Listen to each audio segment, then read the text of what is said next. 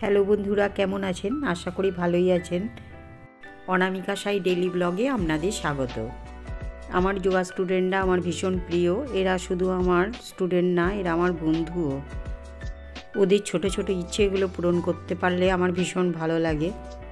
ওদের ইচ্ছে হলো কালই পিকনিক করব এবং আমার ছাদে। ব্যাস, যা ভাবা তাই কাজ। সমস্ত বাজার হাটও করে ফেললো সবাই মিলে। বাজার হাট রান্না সবই নিজেরা করবে। আমার একটু টেনশন ছিল সব ঘেটে যাবে, কে কতটা কি করতে পারবে আমার সন্দেহ ছিল। যদিও সবাই নিজের বাড়ির কাজ সেরে 10টার মধ্যে উপস্থিত হয়ে গেছে। প্রত্যেকেরই পিকনিকটা করার ইচ্ছে ছিল, কিন্তু বিভিন্ন কারণে অনেকে যোগদান করতে পারেনি। এই যে একজন এখানে কাজে ভীষণ ব্যস্ত। আমরা এর মধ্যে নারকেল, চানাচুর, আলুর চপ, সন্দেশ, মিষ্টি দিয়ে মুড়ি খেয়ে নিয়েছি। তারপর কফি খেয়ে ফটোশ্যুট করে রান্না করতে আরম্ভ করা হয়েছে।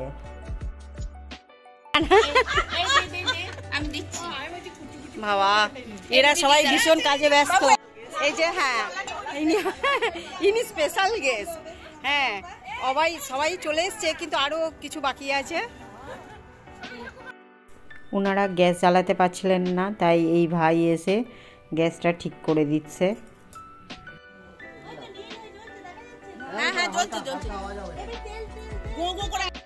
না, মনিদি সদ্য থাক, বুঝলি না, নইলে মমতার রাগ হয়ে যাবে। বলবে আমার বরকে দিয়ে রান্না করিয়েছে তো। হ্যাঁ, আমাদের মেনু ছিল ভীষণই সিম্পল, কিন্তু খেতে হয়েছিল অপূর্ব।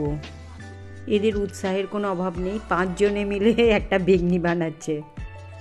আমাদের মেনুতে ছিল খিচুড়ি, বেগুনি, পাঁপড় ভাজা, বাঁধাকপির তরকারি, আমের চাটনি, সন্দেশ, রসগোল্লা।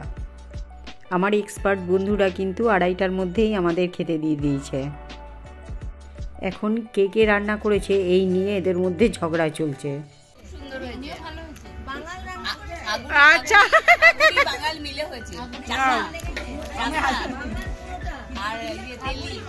সব শেষে আমার শাশুড়ি মাকে নিয়ে একটা ছবি তুলে নিয়েছে। আমার ব্লগ আজ এই পর্যন্তই। আপনারা সুস্থ থাকুন, ভালো থাকুন আর আনন্দে থাকুন।